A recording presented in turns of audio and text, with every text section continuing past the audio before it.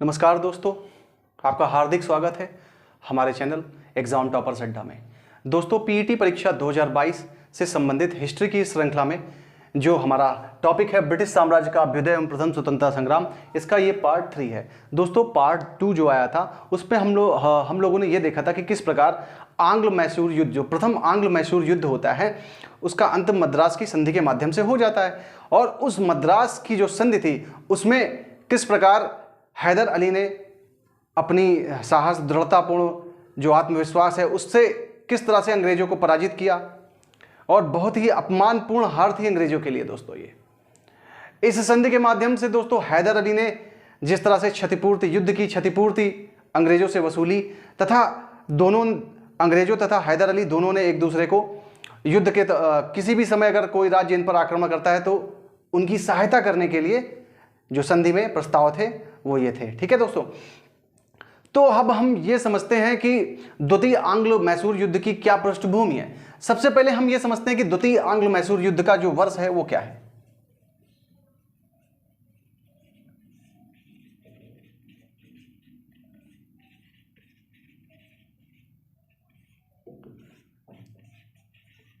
ये 1780 से 84 के मध्य। ठीक है दोस्तों, अब हम समझते हैं कि क्या हो रहा है। देखिए, तत्कालीन स्थितियों को समझिए। वैसी ही तत्कालीन स्थितियां थी, एक दूसरे को विजित प्रदेश वापस कर दिए गए थे।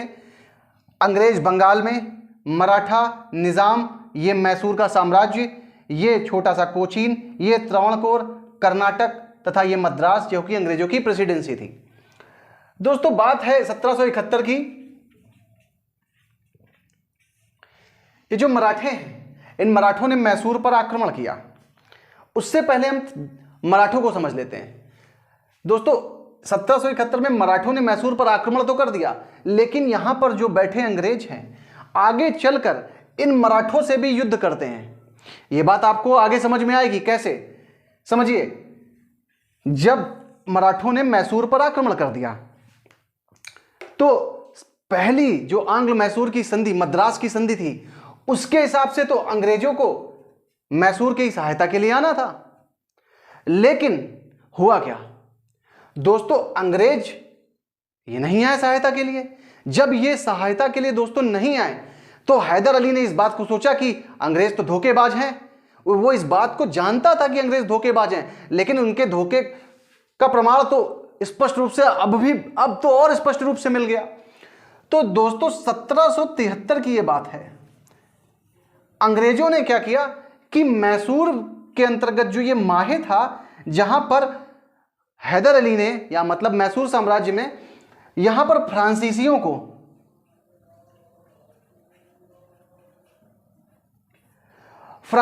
को जो यहां पर बस्ती थी, इसके माध्यम से ही हैदर अली काफी यूरोपीय पद्धति से अपनी सेना को प्रशिक्षित करता था, इन्हीं के माध्यम से।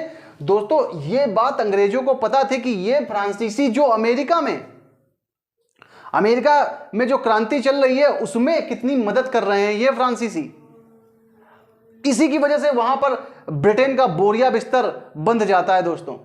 और समझिए कि जब अंग्रेज इस बात को जानते हैं कि फ्रांसीसी हमारे लिए खतरनाक है, इसीलिए 1773 में क्या करते हैं, मैसूर के जो अंतर्गत ये माहे है, यहां पर फ्रांसीसियों को हटाने के लिए यहां पर कब्जा कर लेते हैं।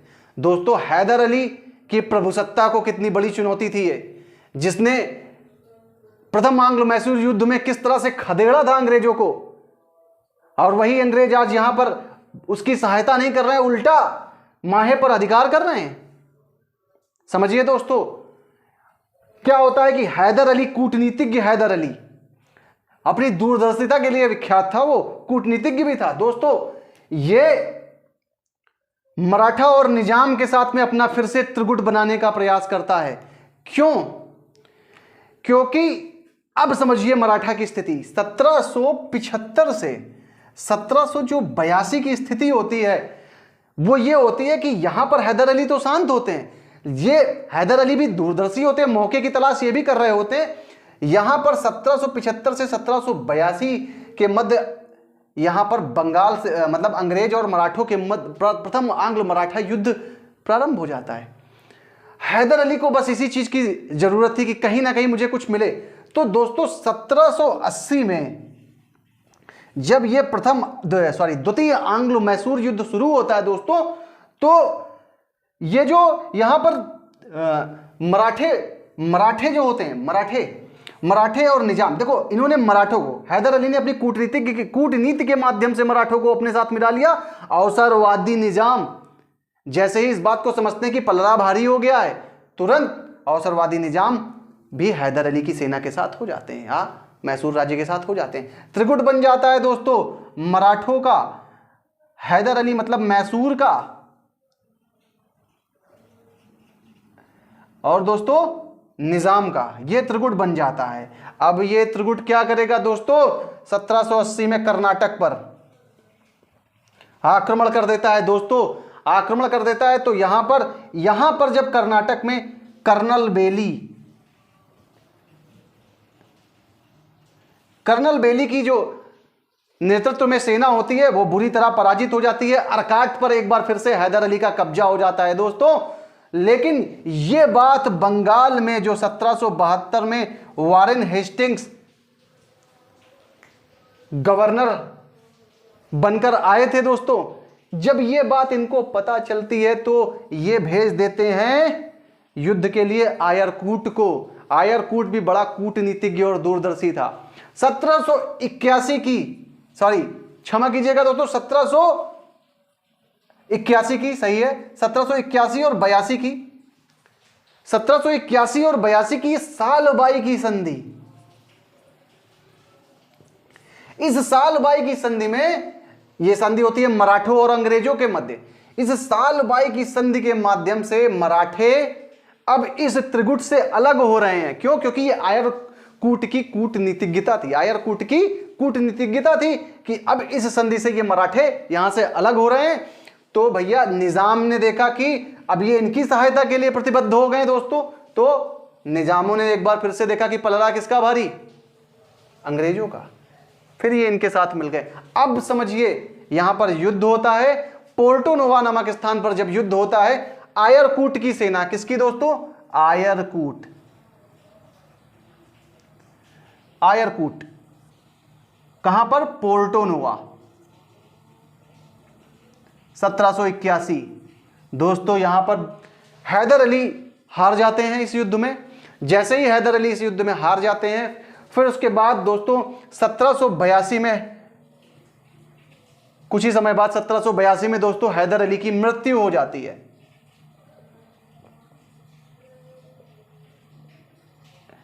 दोस्तों हैदर अली की मृत्यु हो जाती है, लेकिन अब यहां पर दोनों सेनाएं बहुत ही बुरी तरह से मतलब थक चुकी थी। और वास्तव में 1782 में दोस्तों टीपू सुल्तान गद्दी पर बैठता है अपने पिता की मृत्यु के बाद। तो टीपू स्थितियों को समझता है। दोनों सेनाएं एक दूसरे से युद्ध के लिए इस स्थिति में नहीं होती कि युद्ध जारी रखा जा सके, इसलिए 1784 तक किसी प्रकार से टीपू युद्ध को आगे बढ़ाता है। फिर दोनों में संधि हो जाती है मंगलौर की संधि। तो 1784 में जब मंगलौर की दोस्तों संधि हो जाती है, तो इस संधि के माध्यम से दोनों मैसूर और अंग्रेज, इन दोनों संधि के माध्यम से क्या करते हैं कि एक दूसरे को अपने विजित क्षेत्रों को वापस कर देते हैं। और विजित क्षेत्रों को वापस करने के बाद फिर वही बात कि हम आपकी सहायता करेंगे। तो दोस्तों उसके बाद थर्ड आंग्ल मैसूर युद्ध है।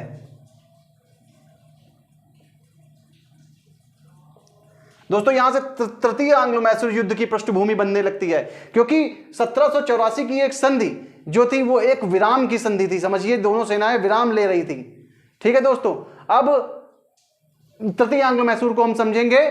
ठीक है दोस्तों, तो दोस्तों टीपू सुल्तान 1784 में शासक बनकर आता है और 1790 तक ये अपनी स्थिति को मजबूत करने में लग जाता है, क्योंकि यहां पर फ्रांसीसी इसकी सहायता कर रहे होते हैं। यहां पर फ्रांसीसी जो माहे में हैं वो सहायता कर रहे होते। ये अत्यधिक आधुनिकीकरण की ओर बढ़ता है। ये सोचता है कि टीपू क्या सोचता है टीपू कि हमारे ये जो यूरोपीय हमारे भारत में आकर व्यापार कर रहे हैं, हम भी तो व्यापार कर सकते हैं, तो ये व्यापार के लिए यहां पर कंपनियां खोलने का प्रयास करता है दोस्तों, यहां पर कंपनी खोलता है, समझिए। दूसरी चीज कंपनी खोलना है, दूसरी चीज ये क्या करता है कि अपने यहां पर स्वतंत्रता का वृक्ष लगाता है।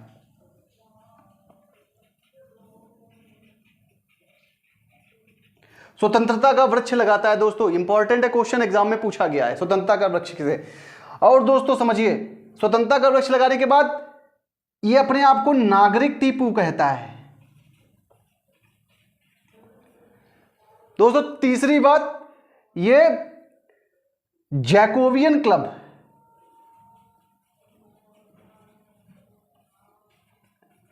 ये जैकोबियन क्लब की सदस्यता ग्रहण करता है दोस्तों। जैकोबियन क्लब जो फ्रांस की क्रांति जिस समय चल रही होती है, उस समय ये जैकोबियन क्लब बनता है, वहां के लोगों को द्वारा समूह होता है जो उस क्रांति में भाग ले रहे होते हैं, तो ये उस जैकोबियन क्लब का सदस्य बन जाता है, क्योंकि फ्रांस की क्रांति से काफी प्रभावित होता है ये, वहां की चीजें कुछ यहां पर जो है आ रही होती हैं फ्रांसीसियों के माध्यम से दोस्तों। तो अब बात आ रही है 1790 के आसपास, समझिए क्या हो रहा है। ये जब अत्याधुनिकीकरण कर रहा है अपनी सेना का, तो ये रास नहीं आ रहा है अंग्रेजों को दोस्तों। जब ये बात रास नहीं आ रही, तो एक बार फिर से अंग्रेज मराठाओं और निजामों से बात करते हैं कि इस बार मैसूर को मिलकर हराएंगे और बराबर बराबर से बांटेंगे उसके प्रदेशों को। दोस्तों क्या होता है कि 1790 यहां पर कार्नवालिस आ जाता है गवर्नर जनरल बनकर। और दोस्तों 1790 में जब कार्नवालिस गवर्नर जनरल बनकर आ जाता है, तो दोस्तों 1790 में क्या होता है कि इन लोगों का त्रिगुट बनता है, किसका? मराठाओं का, निजाम का और अंग्रेजों का। इन तीनों का त्रिगुट मिलकर एक बार फिर से मैसूर पर आक्रमण करने का प्रयास करता है। लेकिन आक्रमण करें कैसे? इसके लिए भाई कोई कारण भी तो होना चाहिए। तो दोस्तों होता क्या है कि यहां पर जो त्रावणकोर है, मैं बार बार त्रावणकोर यहां पर लिख रहा था, काफी देर से लिखा था, उसका मतलब यही है। क्यों लिख रहा था? क्योंकि ये जो त्रावणकोर है, यहां का राजा अंग्रेजों का मित्र होता है, इससे अंग्रेजों की संधि होती है। और दोस्तों यहां पर जो कोचीन है, कोचीन पर मैसूर का अधिकार होता है। तो यहां पर कोचीन के जो 2 द्वीप हैं, ये जो राजा है ये इन दोनों द्वीपों को बेच रहा होता है। दोस्तों क्या होता है कि टीपू सुल्तान त्रावणकोर पर आक्रमण कर देता है। बस जैसे ही त्रावणकोर पर आक्रमण करता है, अंग्रेजों को अवसर मिल जाता है कि अब हम टीपू पर आक्रमण करेंगे। तो दोस्तों ये तीनों का जो त्रिगुट है, मराठा, निजाम और अंग्रेजों का, ये तीनों मिलकर 1790 में आक्रमण करते हैं। दोस्तों आक्रमण इतना खतरनाक आक्रमण होता है कि उसमें टीपू बहुत बुरी तरह पराजित होता है। हालांकि टीपू बहुत बहादुरी से लड़ता है, लेकिन टीपू पराजित हो जाता है। दोस्तों टीपू पराजित हो जाता है और 1792 में श्रीरंगपट्टनम की संधि हो जाती है। श्रीरंगपट्टनम की संधि हो जाती है क्योंकि अब टीपू और आधे हिस्से पर अंग्रेजों का अधिकार, इन संयुक्त सेनाओं का मतलब अधिकार। दोस्तों ये श्रीरंगपट्टनम की जो संधि है, इस संधि के माध्यम से क्या होता है कि 3 करोड़ रुपए मांगे जाते हैं। किससे? टीपू से। क्यों? क्योंकि इसके दोनों बच्चे जो हैं, टीपू के दोनों बेटे बंधक बना लिए जाते, 2 बेटों को बंधक बना लिया जाता है। तो जब तक ये 3 करोड़ रुपए नहीं देगा तब तक उन बच्चों को छोड़ा नहीं जाएगा दोस्तों। और 3 करोड़ के बाद आधा हिस्सा का मतलब आधा राज्य भी मांग लिया जाता है। तो इस प्रकार से जब टीपू 3 करोड़ रुपए दे देता है और अपना आधा राज्य देता है, तो उसके दोनों बेटों को छोड़ा जाता है अंग्रेजों द्वारा। तो दोस्तों यहां तक तृतीय आंग्ल मैसूर युद्ध आप समझ चुके हैं। अब हम बात करते हैं चतुर्थ आंग्ल मैसूर युद्ध की दोस्तों। तो दोस्तों इस तरह से तृतीय आंग्ल मैसूर युद्ध जब खत्म होता है श्रीरंगपट्टनम की संधि के बाद, तो दोस्तों चतुर्थ आंग्ल मैसूर युद्ध की पृष्ठभूमि बन जाती है। कैसे बनती है चतुर्थ आंग्ल मैसूर युद्ध की जो पृष्ठभूमि है? दोस्तों टीपू सुल्तान के लिए श्रीरंगपट्टनम की संधि बहुत ही अपमानजनक थी। दोस्तों टीपू एक बार फिर से अपनी सेना को अच्छे से प्रशिक्षित करने के लिए क्योंकि वो बार बार मैं क्यों अंग्रेजों से हार जा रहा हूं। तो दोस्तों इसलिए वो क्या करता है कि अब वो विदेशों अर्थात जो फ्रांसीसी तो इसके मित्र थे ही, इसके अलावा ये कुस्तुनतुनिया, अफगानिस्तान और मॉरिशस जैसे शासकों से पत्र व्यवहार करता है। और फ्रांसीसियों में जो नेपोलियन, उस समय नेपोलियन भी काफी प्रसिद्ध था, नेपोलियन से भी ये पत्र व्यवहार करता है। ये बात अंग्रेज समझ रहे होते हैं दोस्तों, और अंग्रेजों को तो मौका चाहिए होता है, लेकिन 1798 में वेलेजली आ चुका होता है। वेलेजली अपनी सहायक संधियों के लिए मशहूर, एक से बढ़कर एक, क्लाइव, वारेन हेस्टिंग्स, कॉर्नवालिस, अब वेलेजली अपनी सहायक संधियों के लिए मशहूर। 1798 में तो निजाम इससे सहायक संधि, सबसे पहले इसकी निजाम सहायक संधि स्वीकार कर लेते हैं। लेकिन दोस्तों समझिए, अब टीपू जो अपनी सेना को और भी अत्याधुनिकीकरण कर रहा था, और भी प्रशिक्षित कर रहा था। दोस्तों क्या होता है कि जैसे ही बात आगे बढ़ती है तो यहां पर हम ये देखते हैं कि अंग्रेज सोच रहे होते हैं कि सहायक संधि के माध्यम से, मतलब वेलेजली सहायक संधि के माध्यम से मैसूर को और भी कमजोर, और भी पंगु बनाने के लिए आगे बढ़ता है। लेकिन होता क्या है, होता यह है कि एक बार फिर से दोनों सेनाओं के बीच में युद्ध होता है दोस्तों, और 1799 में जो है बहुत भीषण युद्ध होता है। इस भीषण युद्ध में टीपू दोस्तों बहुत बुरी तरह पराजित होता है। वो श्रीरंगपट्टनम के किले पर शरण लेता है, और कुछ समय बाद वहां पर ये युद्ध करते हुए मार दिया जाता है। तो दोस्तों चतुर्थ एंग्लो मैसूर युद्ध में ज्यादा कहानी है नहीं कुछ, बस इतना याद रखिएगा कि चतुर्थ एंग्लो मैसूर युद्ध में टीपू सुल्तान की मृत्यु हुई थी श्रीरंगपट्टनम के किले में, और 1799 ईस्वी में ये युद्ध हुआ था। दोस्तों इसके बाद हम आगे बढ़ेंगे। इसमें दोस्तों एक बताने वाली बात यह थी कि जो तृतीय एंग्लो मैसूर युद्ध होता है उसके बाद किस प्रकार से तीनों जो होते हैं आपस में बराबर चीजों को, मतलब बराबर राज्यों को कैसे बांटते हैं। देखिए यहां पर अंग्रेज बैठे हुए, मैं बता दे रहा हूं, यहां पर अंग्रेज बैठे हुए, ये मराठा बैठे हैं, और ये निजाम है।